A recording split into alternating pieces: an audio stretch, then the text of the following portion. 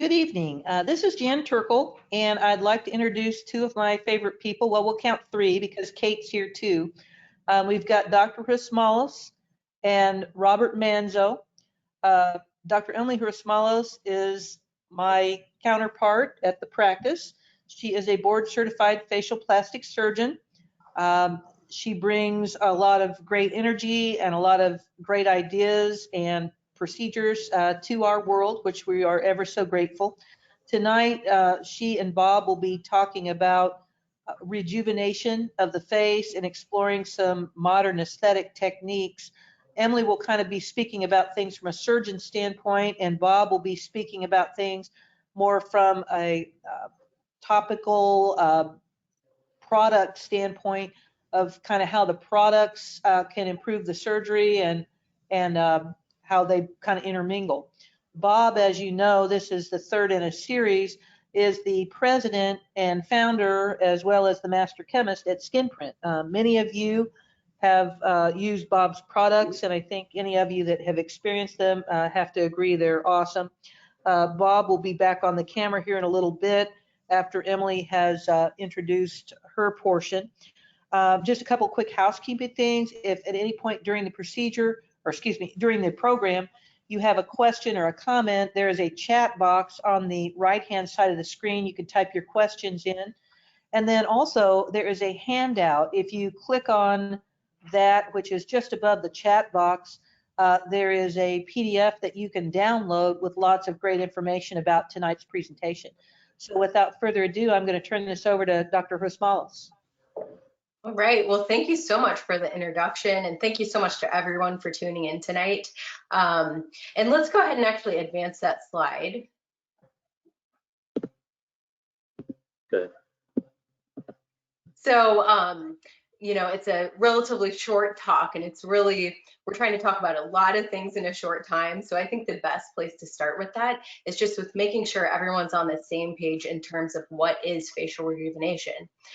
So definition you can see here is that it's a cosmetic treatment, or usually multiple treatments, that aim to restore a youthful appearance to the human face. So what I really find the emphasis needs to be on is that word restore.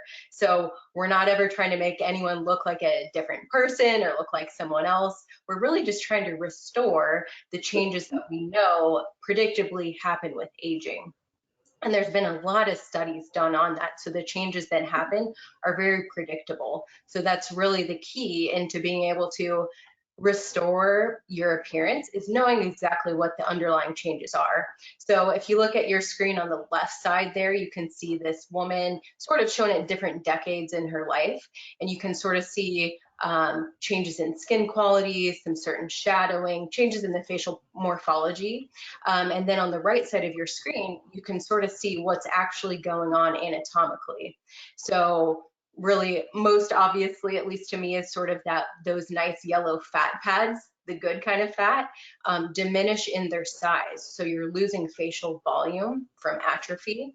And then that volume that remains actually descends. So that's from the effects of gravity and decreased collagen and elastin, allowing those sort of facial ligaments and supportive structures to become more lax and sort of gravitate down.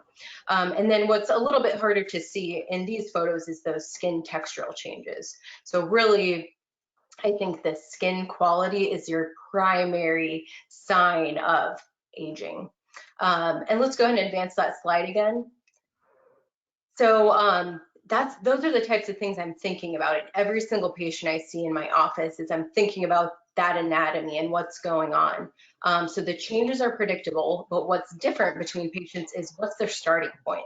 So some people are sort of blessed in different ways genetically, and then people have different extrinsic factors that also affect the pace of when those changes take place. So what's the rate of aging in each person? So whenever I'm seeing a patient, I'm thinking about that, and I'm sort of doing a top to bottom facial analysis, looking and feeling, importantly, sort of where the bony landmarks are, feeling the soft tissue quality, and then looking for the skin quality. And then importantly as well, is I can sort of look at someone and think about maybe changes around the eyes as much as I want, but that's really not going to be helpful to the patient if what's bothering them is you know, some changes around their jawline or their neck. So really, I sort of do that assessment, but then in terms of strategizing what to do to help a patient achieve their goals is hearing what their concerns are and what's bothering them. In every single patient, I'm going to focus first on their skin quality because that's going to optimize anything that we do afterwards. Let's go ahead and advance the slide again. And then that sort of brings us to Bob again and sort of the continuum of skincare. I'm sorry, can you repeat that? We were just kind of sort of getting to the continuum of care for that Bob sort of has this nice example shown here. So do you want to talk about that, Emily? Or do you want me to? I was under the impression you were, but I'd be happy to as well. No, it's really straightforward. In the continuum of care, for every patient that comes in, you've heard what Dr. Hrisomalos said, right? So she's doing a very particular analysis on each patient, very personalized process. So when she does that analysis or that diagnostic, then either there's a surgical technique or a non-surgical technique that's employed, but what else can happen? And so what you see here on this wheel is going clockwise, you will see different procedures in kind of in order of the depth and the aggressiveness of that procedure.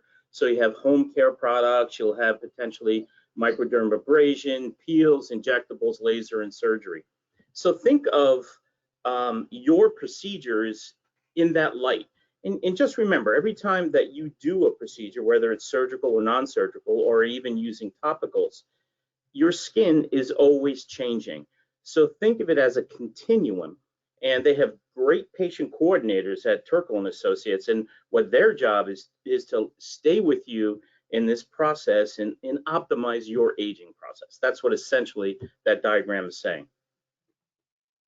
Yeah, I think no one can explain that better than you. So I love that. Yeah. And I think it's such a good representation because, you know, really, as we've already talked about, really the changes that are taking place are really complex and multimodal changes. So in order to treat that, it's going to require multimodality treatment and coming at it from different angles.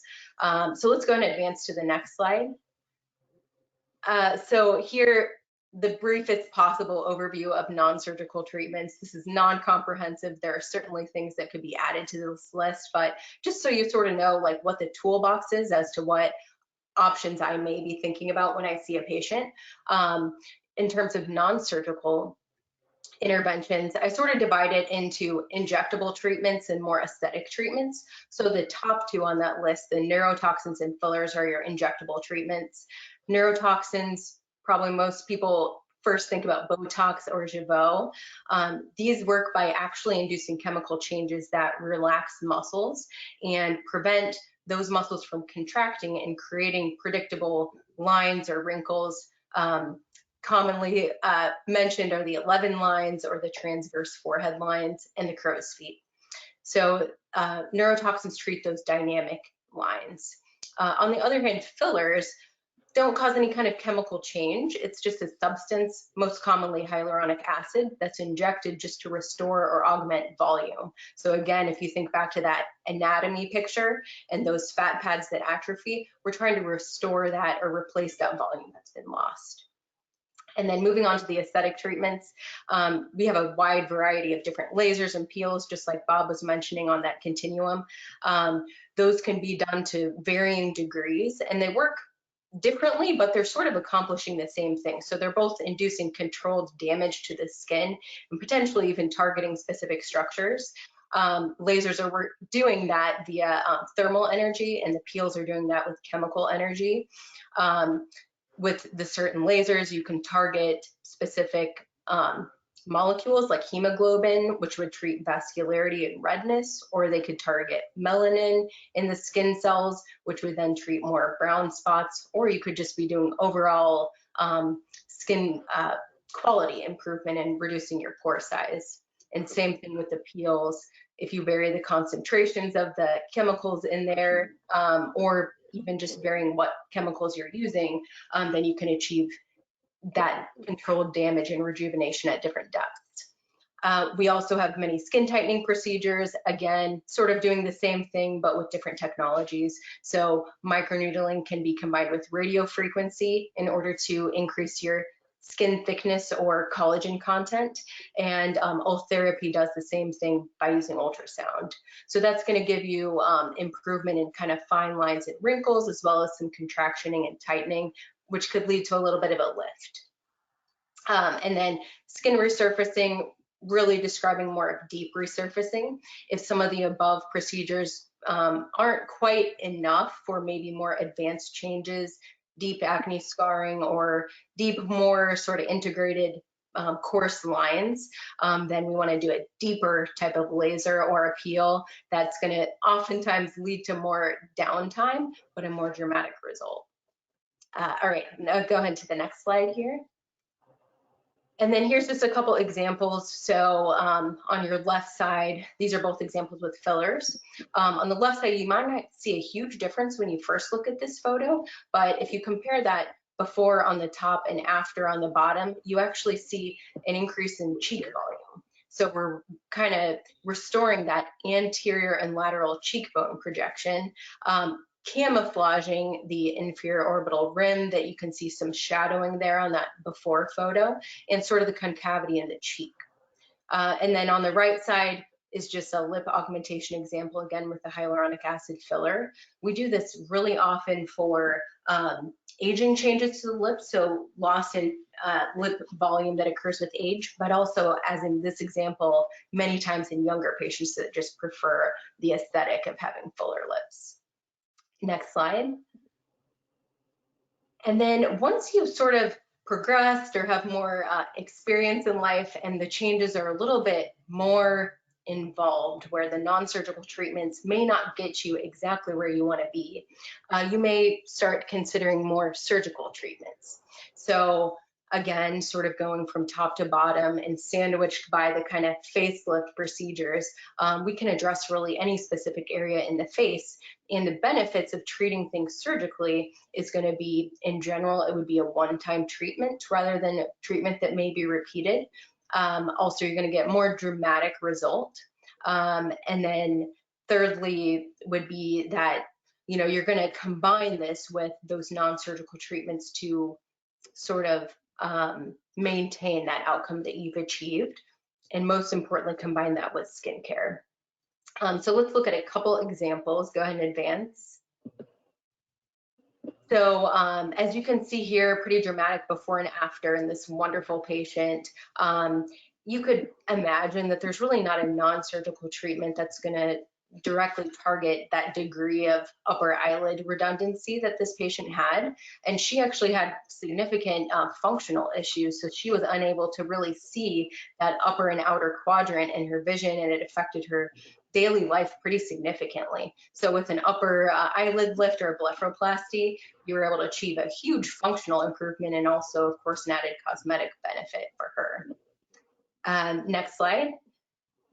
And then moving on to the lower face, again, if you look at both of these before photos, which we don't discriminate between men and women, we do a lot of cosmetic surgeries on both men and women. But if you look at those befores, certainly if some of the non-surgical treatments that we offer could lead to some improvement here, but not the degree that you're going to get with an actual facelift. So what we're really looking for is a uninterrupted shadow along the jawline, separating the face from the neck. And then you can see a little bit more on the gentleman's photo, the frontal view, that we're really trying to get back to the kind of heart shape or upside down triangle shape of the face, rather than the more rectangular or square shape that comes with age. All right, go ahead and advance. Okay, so we have our lovely patient Kate here, and you can see really youthful, really nice facial volume, great skin quality, both before and after this peel. Let's go ahead and bring her onto the screen here and do our virtual consult.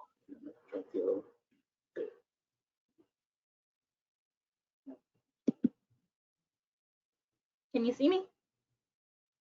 Yes, I can see you. Go ahead and type in the chat box if anyone's having any issues seeing Kate. So I would love to kind of hear from you. First of all, would you mind telling us your age? I am 25. 25. All right. So a lot of the things that we've been talking about are targeted for sort of more aging face changes, but I love that we have Kate here with us today because really it's the perfect time to start with preventative aging treatments. So we clearly have seen that you had that peel done. Have you had any other kind of procedures done before? I've not had any other procedures done. The peel is definitely the most aggressive thing that I've done to my skin thus far. Yeah, we could sort of see you right in the midst of it there in that photo. Despite it being a little bit rough with that recovery, did you notice a pretty big difference in your skin quality before and after? Yeah, there's a huge difference. So before the peel, my skin was a little broken out, but it was very rough. I think that through my experience of working here, I've learned that I have hyperkeratotic skin, meaning that my skin cells just grow rapidly and faster than I can exfoliate them off. So my skin was really rough. And I had a few dark spots as well, probably just from being out in the sun and not wearing sunscreen. So after the peel, my skin was much smoother. It was more even, not only in texture, but in tone as well, because the peel went really deep, as you can see, and took off a lot of the top layer of coloring on my skin.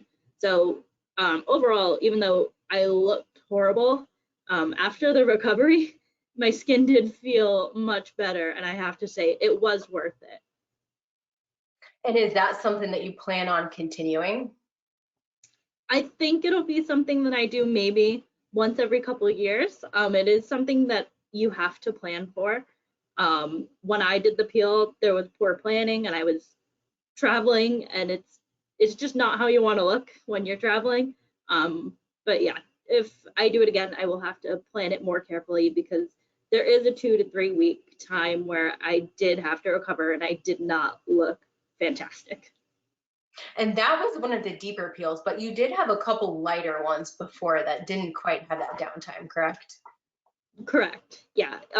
If I did a deep peel like the one you see in this photo, it does require more planning, whereas the lighter peels, of course, peels affect different people differently. But if I did a lighter peel again, that may be more frequently, maybe every 3 to 6 months. Got it. Well, it's really nice to hear your experience with that. I think we've really seen a really nice skin transformation for you. Other than skincare, is there anything in particular that areas of your face that bother you or that you would ever consider addressing? I think that right now, as I get older, what's gonna bother me when I'm older is under the neck area. I just don't want to have that kind of sagging, loss of fat there where it, looks bad.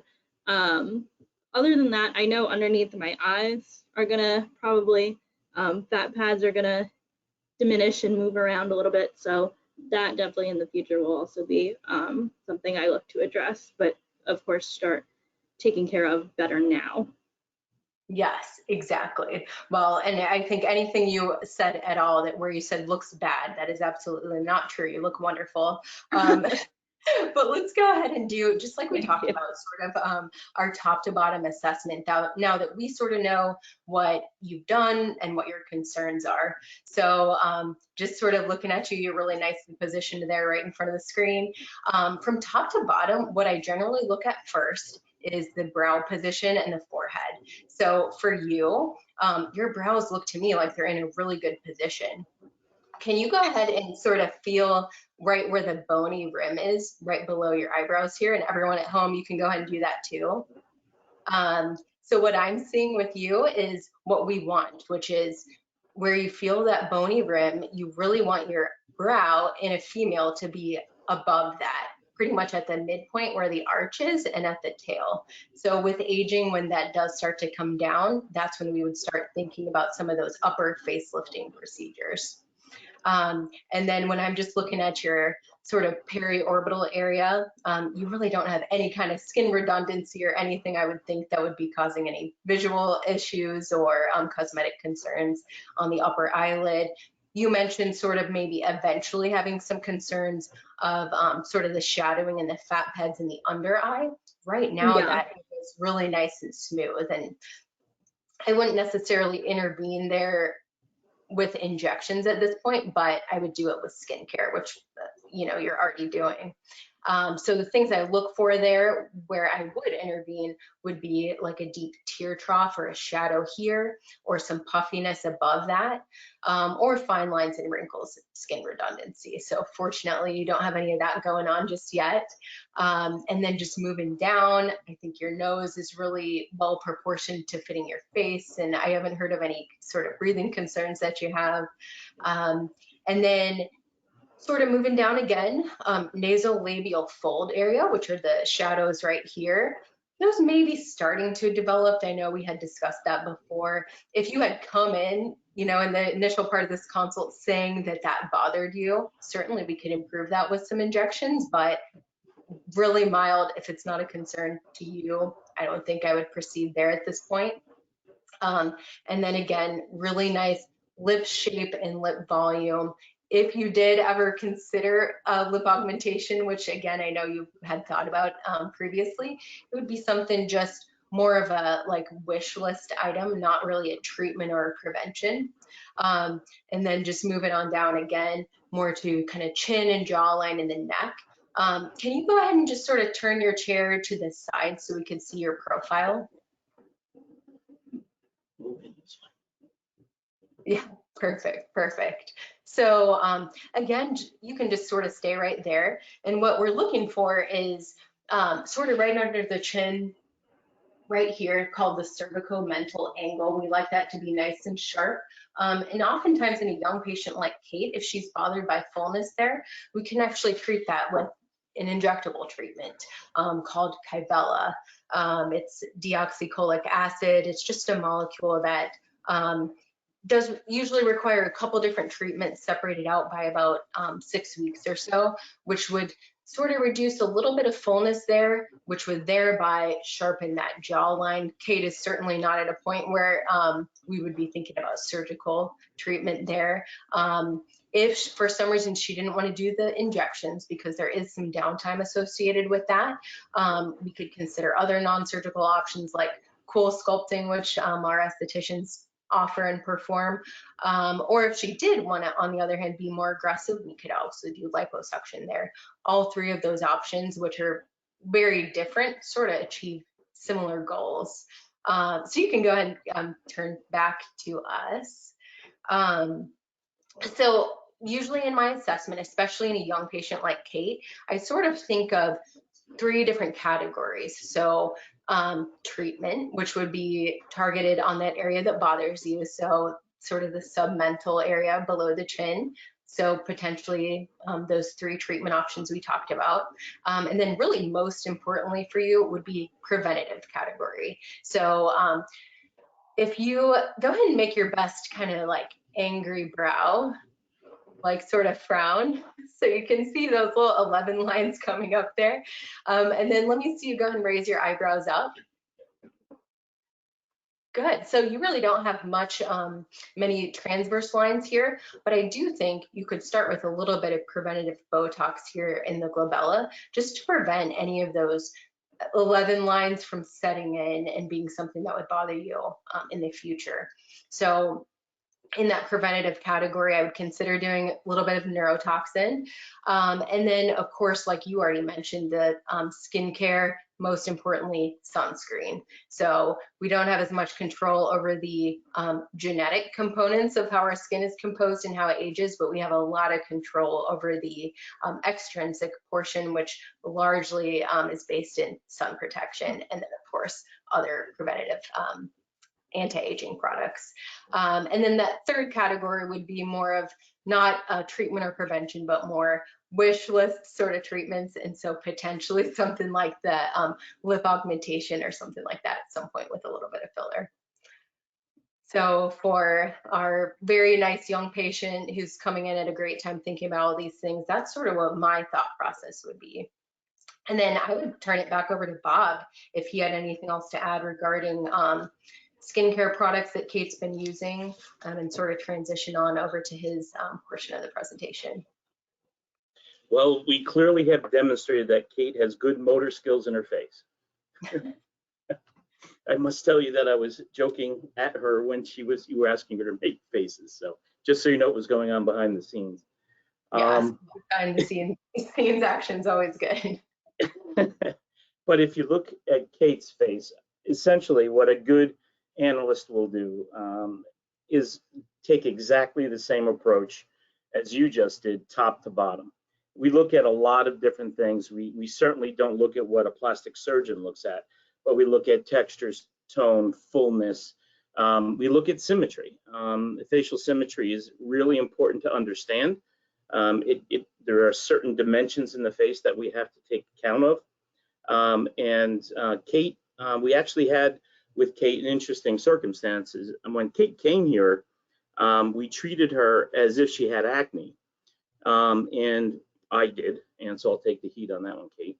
And so I was treating her for a couple of months, and then I realized it wasn't acting typically like acne. And long story short, she had a skin sensitization reaction. And when we treated it in that way, then her skin really responded very, very well. And so understanding what's going on in the biochemical world of your skin and combining that with these non-invasive, invasive, and surgical techniques, if you can harness that combination, it's very, very powerful. Do you have anything to say in the products you were using in being nice? Go ahead. The products that I have been using probably ever since the peel for the last year have been clarifying cleanser, definitely Guardian Calming Complex, and soft touch lotion, just to make sure that my skin, the barrier is maintained and healthy, strong, to keep all of the bad things out, to keep any possibility of a sensitization reaction away. I definitely don't want to have another breakout. So that's what I've really been doing to keep myself clear and, again, healthy and maintained as best I can. And when Kate was talking about that peel picture, which I'll bring up again, let me know if you guys can see that peel picture again. Yes. Anybody? Okay. So you'll see on the left is when Kate's clear. On the right, Kate was a little bit past peak. Do I remember? Yeah. So her face was actually much worse, believe it or not, the day or two before this picture. But these are relatively deep peels. They're not really deep phenolic peels, but this particular peel was very aggressive for Kate. And we did make a little bit of an error in our traveling plans at that time.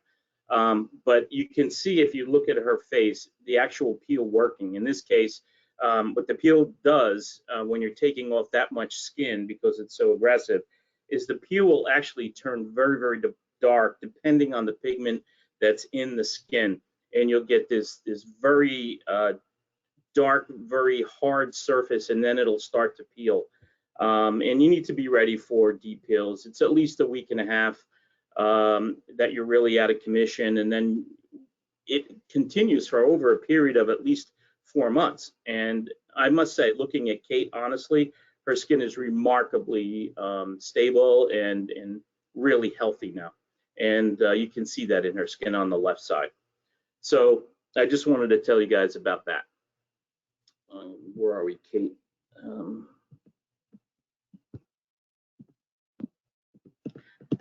Okay. All right. So you guys are seeing, can you, yeah. And then can you bring it back? Yeah.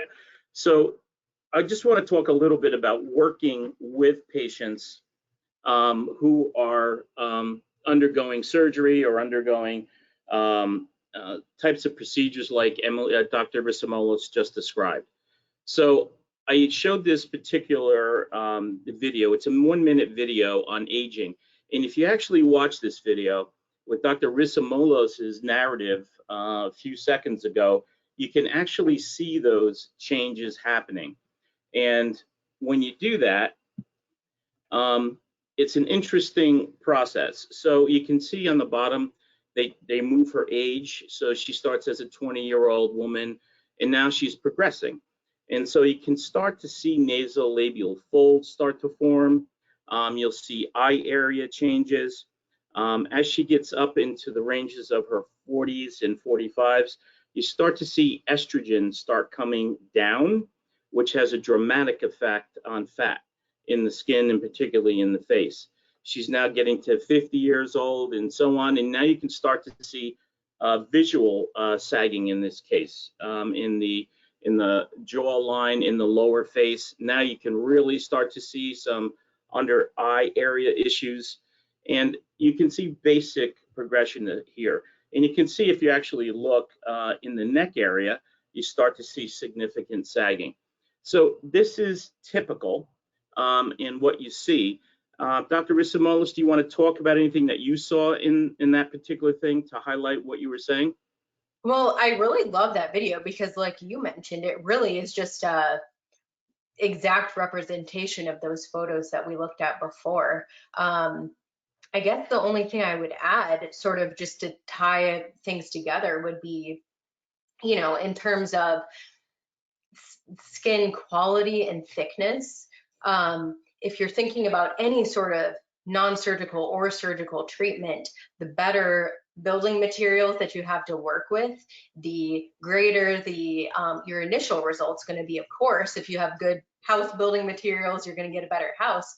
But then if you consider ever remodeling that house, you want to do that in a sturdy way that's going to be long lasting. And the way to do that is by building up your collagen and elastin. That's a great start of the next slide, actually. And so what you'll see in this slide is younger skin versus aging skin. And on the left, you can see this robust areas of intertanglement in the area called the dermis.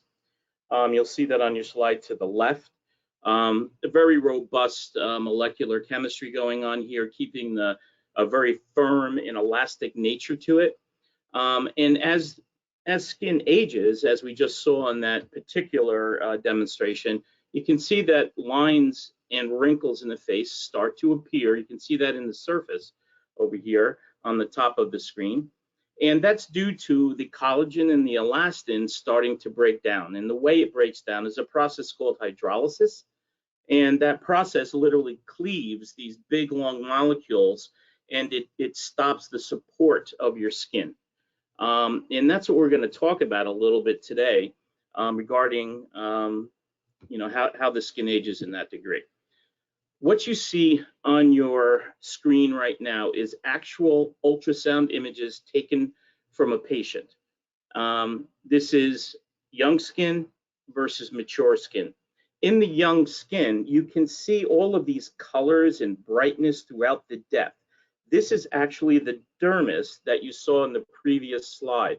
The epidermis, or the top layer of the skin, is just this white area on the surface, but you can see all that structure throughout there. Very healthy skin, keeping it very firm and keeping it without wrinkles. Now look to the right. Do you see how there's a lot of black areas in the surface, and way down here where there should be a lot of good collagen and elastin, the black means that all of that collagen and elastin in the lower area of the skin has hydrolyzed. And when they cross-link through hydrolysis, then the skin becomes lax because there's no more support up there.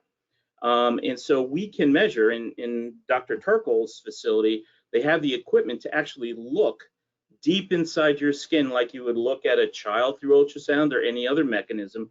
This is ultrasound of your skin, and you can actually measure it relative to its health. You can also tell if the skin is prepared to undergo surgery, or if the skin actually reacted well to a particular process, that like a laser or something else. And you can measure before your procedure and after to see how well it responded in your skin. It's a very, very good technique. It's visual. It literally takes 5 minutes to measure. And when one of the analysts at Dr. Turkle's office looks at this, you can tell very rapidly how much substance you get from that, the procedure that was done. And just so you know also, surgery in itself is what we call an insult to the skin. And what that means is the skin is undergoing some type of stress. When skin undergoes stress, a lot of different substances come up, and they try to heal that surface. And so what you automatically get after the skin is stressed is these healing molecules coming up. Some are called cytokines, and there's a whole slew of biochemistry that happens. And you can see how well that skin has responded to that stress. You actually are trying to make that stress happen. When we are asked to work with patients that are going in before surgery, we almost always use a combination of 3D biopeptide and the Skin-Telect microgel cream. The 3D biopeptide has a specific type of peptide called a pentapeptide. We use a lot of hyaluronic acid to trap in moisture, and this white lupin extract is very, very important. That is actually a protein which is broken down into peptide links. What that does is specifically targets collagen for the most part, and there's different types of collagen, and some of the elastin. What the Skin-Telect microgel cream does is it offers something called self-regenerating growth factors in skin. Essentially what it does is it scans the skin, sees where it's weak, and sets these molecules in place to repair your skin. So if you start on these a couple months before you do for your surgery or your procedure, your skin is now going to look like that before ultrasound and have that all that molecular collagen and elastin starting to build, and therefore you'll have a better outcome. It's really important to have that. So here's a scalpel, and this doesn't look like any of the scalpels anybody uses at Turkle, just so you know. This is a very blunt scalpel. It's just a drawing of a scalpel. So essentially what's going on here is when a physician uses a scalpel in cosmetic surgery, they're very fine scalpels to leave a very, very minimal scar. What our job is as chemists is to aid in the healing. And aiding in the healing is actually a very, very fine art. And what you're trying to do is, if you can see at the base of that, that scalpel there, there's molecular tissue tearing. Now, you can be as good as you can be with a knife, but they're at very, very low levels. There's slight tearing, and there's very, very slight imperfections in the skin. What our job is as chemists, as this particular type of wound heals, is to allow it to heal from the base throughout, and then throughout the entire scar, so you have almost no scar afterwards. And that's the chemistry that's used in that case. You can see a little bit of it here. It's hard to see here, but one thing I wanted to tell you guys is about, I don't know, it's got to be 6-7 years now, Dr. Turkle, when you and I actually partnered and developed a product called Healing Serum. And this was for surgical scars, and I believe you still use it, right? I hope somebody said yes. Yeah, okay, all the time. Yeah, and so for any surgical procedure, what we did is we partnered with Dr. Turkle, and we did a little bit of research and development. And then as we started to improve the formula, we then made it commercial. And it's really important for physicians to have a good healing type process. And you can see on your screen, and you can download the presentation, there's a variety of very specific compounds that are in Healing Serum to make sure that it heals the best way it can. And so since you're dealing with surgeons who know what they're doing, they're very experienced. When you have the blend of experienced surgeons and you have a good product, you're gonna have an optimal result. And the last thing is really important, is using these same products or similar products, you'll get a long-term post-surgical improvement that you can maintain in your skin. And it's really important to do that over time.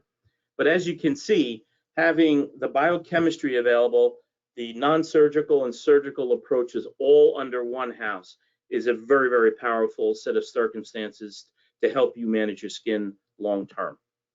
And that's what I'd like to impart on you today. So do we have questions coming in? And if not, we have other questions that are coming from the audience. So Devin, what do you see? And I think there's some questions that I have here that I just start to seeing. So Devin, do you have anything? Yeah, hi everybody. One question that I'm seeing is, what peel did Kate have? The aggressive one, I'm assuming. Yeah, I had the 70% glycolic acid peel from Skinford. Okay. And the glycolic acid peel is essentially what's called a debulking peel. Its job is to take skin off. There is really no ingredient in that peel that's going to work to remodel other than the injury that's applied to the skin in a very controlled way. So Kate, do you want to talk a little bit how you felt through the process so people can understand it? Yeah. So having the peel done, and afterward, you have to be very vigilant to really take care of your skin with the post-care kit. You don't want it to feel dry. You want to keep it hydrated, moist at all time to avoid any kind of really just cracking of the skin, for lack of a better term. You don't look good.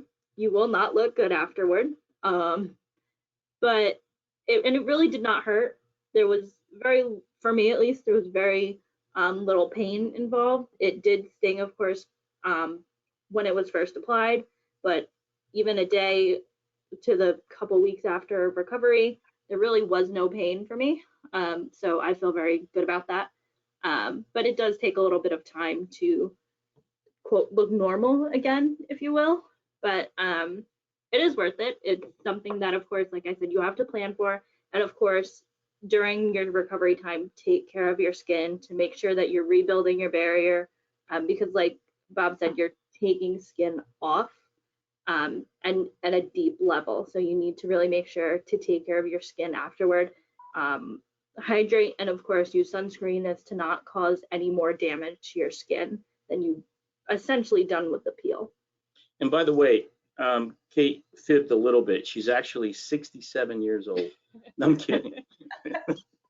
So, anyway, see how good you can look. Really good on Kate. And Well, just I've got a second part. Sorry. Go ahead.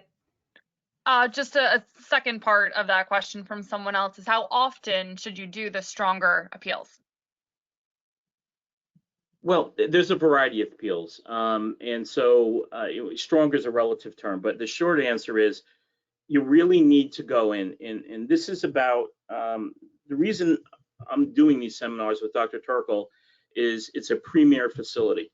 And they have a variety of different peels, but they really need to see the skin surface to prescribe what they're going after. And so my answer to that is you need to go in to have an assessment done by a real professional in this area to match what your skin surface is, and take their advice on this. They're very good at that. Dr. Turkle, did you have a question? Yeah, a couple follow-up questions. One of the things in follow-up to Kate's comment, obviously taking good care of the peel afterwards, but when you mentioned sunscreen, physical sunscreen or a chemical sunscreen? My recommendation is a physical sunscreen.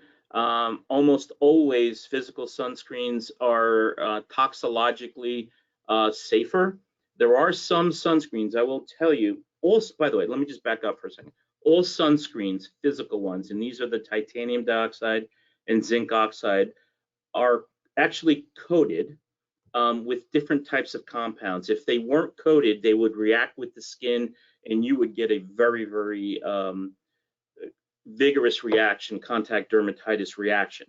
But they're all coated. Some are coated with different things, but everything that's available in Dr. Turkle's office is safe as used, but I recommend physical ones. It avoids a lot of secondary issues. I would add to that too, being safer for the environment as well than some of the chemical sunscreens. Absolutely. A quick question too, Bob. I get this question a lot. Healing serum, honestly, is one of the best things we've ever tried for scars. It was kind of a fortuitous thing. I asked you to make that because I wanted something that was eye safe, So when we first received your product many years ago, I was kind of giving it to all the people that had facial procedures, but I really was kind of using something else below the neck. 8 weeks later, I have this slew of patients coming in that have all these body procedures, and they all look just incredible. And come to find out, my nurse, Amy, had been giving everybody the product for every scar. And so at that point, I never looked back. And I would say it has outperformed a lot of the name brand stuff that you hear about. One that sounds like Smurma. Anyway, it really is a good product. But the question I get a lot of times, will it work on old scars as well as new? And the answer is it works on any new scar up to about a year old. Now, there's a whole science of types of scars. If you have heavy keloid scars, which are raised scars, which can be dark, that's really, you need to, if that continues and it doesn't recede into the skin after a procedure, you need to go to the physician again and have that managed. But up until a year, if the wound is a year or less old, you will see improvement with healing serum. Thank you. Yeah, Emily, I put a patient on that, and I have them use it during their scar massage, and really, the ones who do it, you can just see a huge improvement.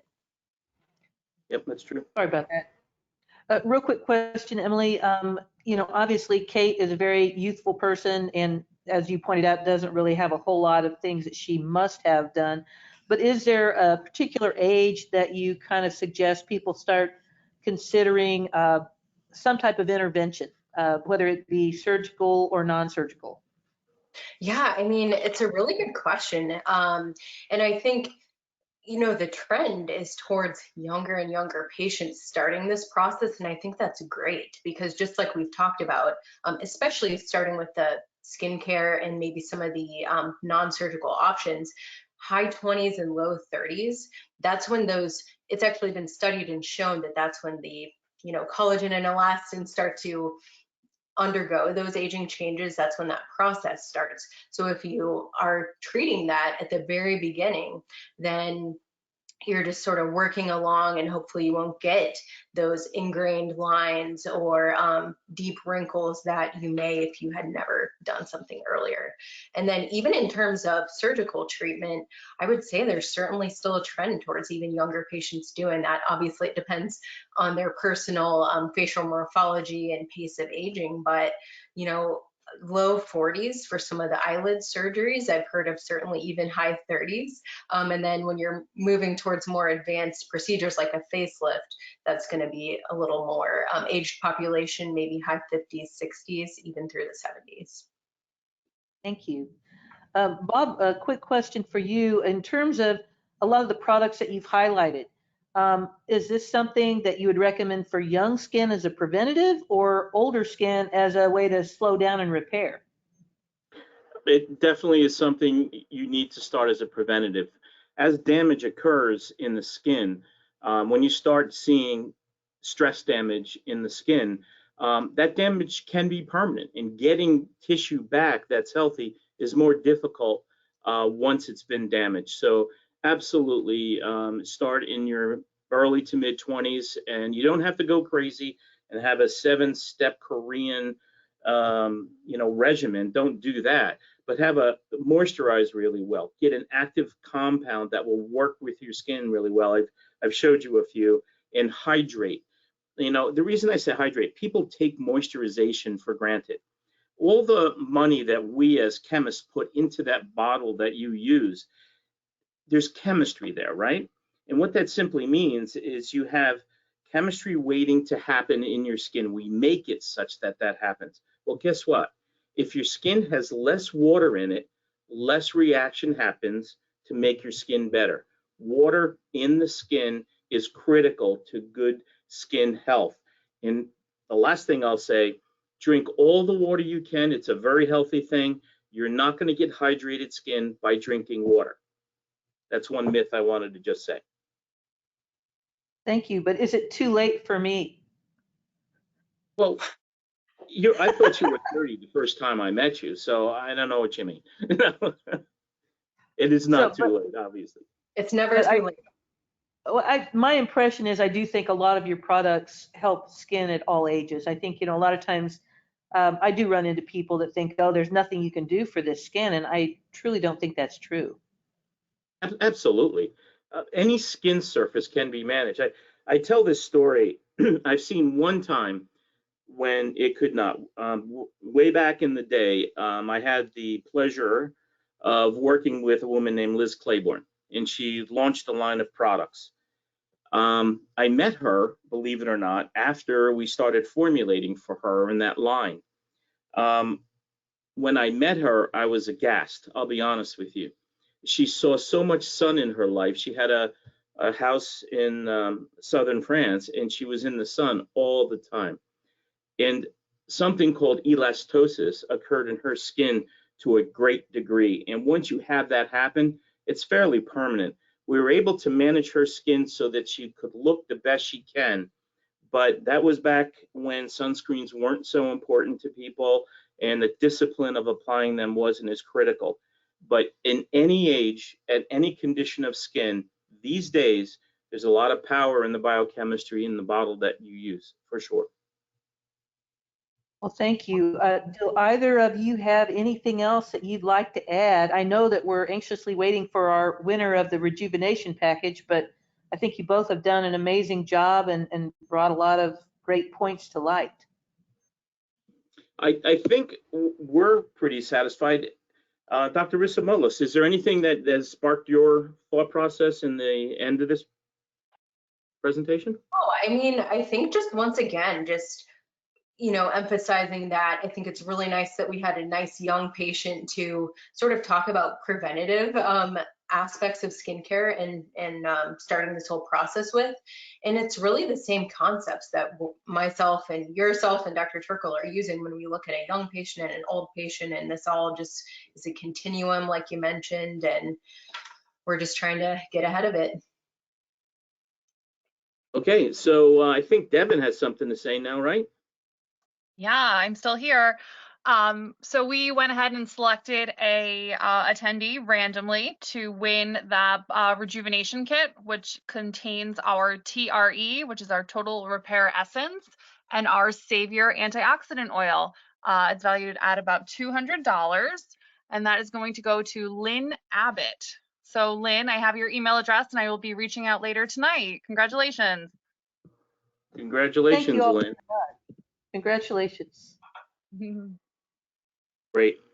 Well, thank you for all attending, and we appreciate it. And hopefully you've got some information that you didn't have before. And we appreciate everybody attending the webinar tonight. Thank you. Thank you. Good night. Good night.